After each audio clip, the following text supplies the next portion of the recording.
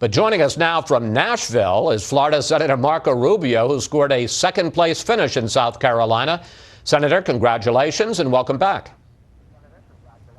Thank you. Thank you. Thanks for having me back. You declared flatly last night that you're going to win the nomination, but don't you first have to win a state? And if so, which is the first state you're going to win? Well, we do, and we're going to find out. We have to win more than one. So it's been difficult up to this point because we've had a lot of people in this race. I mean, so you have Donald Trump sitting at around 30% or so nationally, sometimes under, sometimes a little over. And then you have 70% of the Republican electorate does not support Donald Trump. But that 70% has been divided up between 5 to 7 people. As this race continues to narrow, I think that'll be easier and easier for that 70% to coalesce. And so that's why I feel so good, obviously, about our results last night. I give a lot of credit to Trey Gowdy and Tim Scott and Nikki Haley, who came on board and helped us finish strong there. But now this race is getting narrower, and I believe it's literally down to 3 people who are running full-scale national campaigns. And I feel more and more positive now going into some of these states, including where I am here this morning in Tennessee, that our chances continue to grow now. And we will, especially as we get into the winner-take-all states that are coming up soon. We have to start winning states, and we will. Let's talk about that. Jeb Bush dropped out last night. Are you calling on John Kasich and Ben Carson to also drop out so that the party, the rest of the party, that 70%, can begin to unite around you? And please don't give me the it's up to them answer. I mean, would it be good for the party for the others to drop out and make this a 3-man race? Well, first, I do have to give you that answer because I'm no one to tell anyone to drop out. I mean, John Kasich is out there working as hard as I am, and he's been doing this almost as long as we have, and he has every right to make that decision for himself. But would it be best for the party? The Kasich campaign is largely based in one place. Well, I think that's for him. I'm not going to. I believe that the sooner we can coalesce, the better we're going to be as a party in general. I mean, and so certainly, but I'm not here to tell him to do whatever he needs to do. It's going to happen one way or another. There's a natural process that's going to take hold. I think the question is the timing. It's clear that John Kasich is going to focus, I think, entirely on Michigan. And at least that's what he's announced. And yeah, it's his right to do that. But we're going to continue to work everywhere. Today we'll be in 3 states. We finish up tonight in Nevada after stopping in Arkansas, first starting here in Tennessee. We're going to compete everywhere. And we feel good about that coalescing happening in all those places where these other candidates are not. All right. You say that this is now a 3-man race, so I want you, lightning round rules, to do a little comparison shopping. Why should a voter who's undecided choose you over Donald Trump?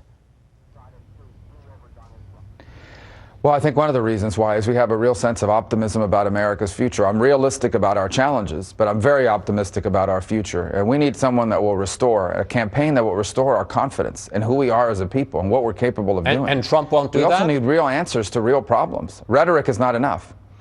Well, I think Donald's campaign has largely been about how bad things are. And there's no doubt we need to recognize how difficult things are. But you can't just say you're going to make America great again. You have to explain how you're going to do it. I mean, at this stage in the campaign, voters deserve to know in great detail just exactly how it is that you are going to achieve some of these things that you're saying you're going to achieve with specific public policy. So I look forward to having a policy debate if we can make it a policy debate, and we'll see what direction he wants to go. But I think that's a big difference in this campaign. And then just a fundamental understanding of foreign policy, which I think is critical for the commander-in-chief to have on day one.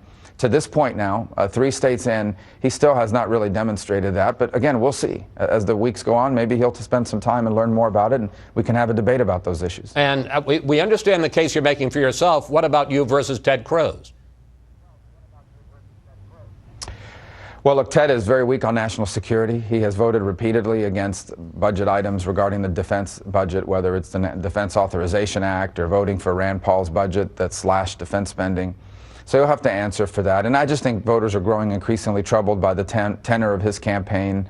He's literally every day making up things. You saw today one of his supporters, I believe in Illinois, a member of his campaign said that they're becoming concerned about this and are thinking about maybe getting out of the campaign as a result of it. So, it's very disturbing. But of course, on the record, the national security stuff, he's just very weak on national security issues. I think that hurt him in South Carolina and is going to hurt him elsewhere. Let me talk to you about that second side of it, because things seem to have gotten personal between you and Ted Cruz, with you accusing him of lying and his campaign of playing dirty tricks. And here's what you said, and I want to put these pictures up side by side. This was the real picture on the left, and on the right was the Photoshop version that appeared to show you shaking hands with President Obama and the idea that you two were together on the trade pact. Here's what you said after that. The picture's fake. It's a Photoshop of someone else shaking hands, and it appears it isn't even Barack Obama either. So I think this is now a disturbing pattern, guys. It's a disturbing pattern. Every day they're making things up. In this case, they literally made up a picture. Straight out, do you believe that Ted Cruz has the integrity, the character to be president, or do you think there's something missing there? Well, I think certainly in his campaign it's missing. I've never seen this behavior from him before up until he started running for president, and in the last couple of weeks. Look, I mean, the other night a gentleman fainted at one of my events. We stopped the event. I stopped and said a prayer for him, and within hours his campaign was sending out robocalls in South Carolina telling people that I had cut off my event short and had announced that if I didn't win in South Carolina I would be dropping out. I mean, it's just, these are little things, but they add up and they're important. It's very, this sort of pattern is very, very disturbing. And we're all used to rough and tumble here and people playing on the edges, but to just literally make things up. In a week, he's been rebuked by National Right to Life on my position on Planned Parenthood. He's misstated my position on marriage. Did robocalls in Spanish to English-speaking households in South Carolina, trying to, I guess, offend people against me. So it's just very bizarre. It's an ongoing pattern. It happens every single day now. He did robocalls on the Confederate flag against Donald Trump in South Carolina, a very difficult and painful issue in South Carolina that he wanted to reignite. So bottom line is, you conduct a campaign like that, it's going to reflect on you, it's going to reflect on your campaign.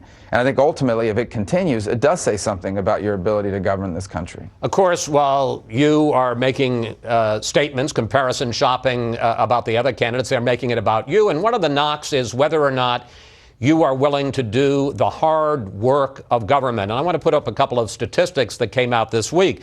There was a report that you've missed 60% of the hearings of the Senate Foreign Relations Committee since you joined the Senate. And after 9/11, the Florida House, where you were then a member, set up a special committee on security lapses. You skipped almost half the meetings and missed more than 20 votes. The suggestion, Senator, is that you're always more interested in the next job than the job that you currently hold. Well, first of all, about the Florida House one, that was like 15 years ago. I was also the majority whip, and so I had significant responsibilities outside of the committee, and you can't be in two places at once. And that actually explained, the people who wrote that about the Senate don't understand the Senate. When it comes to Foreign Relations Committee and the Senate, you could have three committees meeting at the exact same time. Literally. You could have an Intelligence Committee meeting going on at the same time as a Foreign Relations Committee, so no one can go to every hearing 100% of the time. It's literally impossible to do it.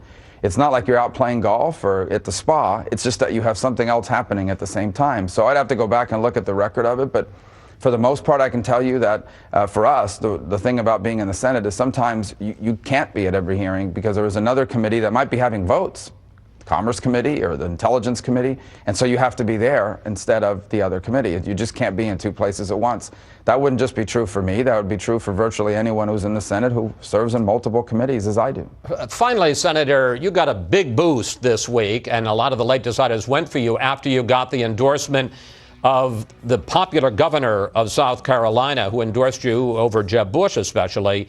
A lot of observers think that the two of you would make a good ticket for Republicans, young members of minorities. I was struck last night at your statement. I mean, not only were you there as a member of minority and Nikki Haley, also Tim Scott, an African-American, the senator.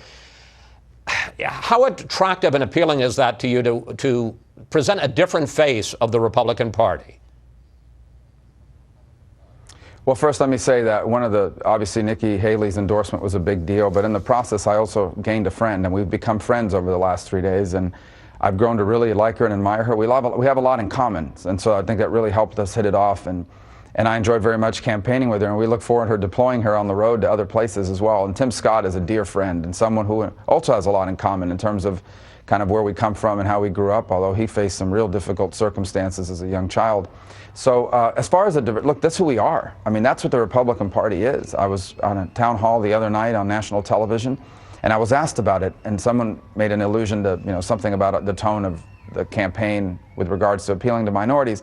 And I said, just today, I was endorsed by the daughter of Indian American immigrants, who's the governor of South Carolina, standing alongside an African-American Republican U.S. Senator, both of whom were there to support a Cuban-American U.S. Senator. It's pretty amazing that the Republican Party is indeed the party of diversity. It is the only party where you have so many people of so many different backgrounds on a national stage. I'm very proud of that. And we're going to continue to showcase that. I got 10 seconds. You say you gained a friend in Nikki Haley. Did you gain a running mate? Well, it's presumptuous to say that, but I think she's very talented, and I think she's going to be on the top of everyone's list. Whether she's interested or not, you'll have to ask her, but she will certainly be on the top of anyone's list, in my opinion. So she'd be on your short list?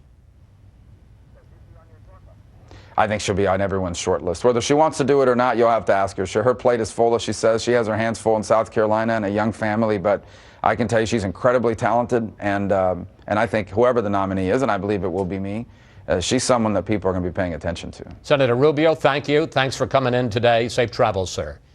Thank you.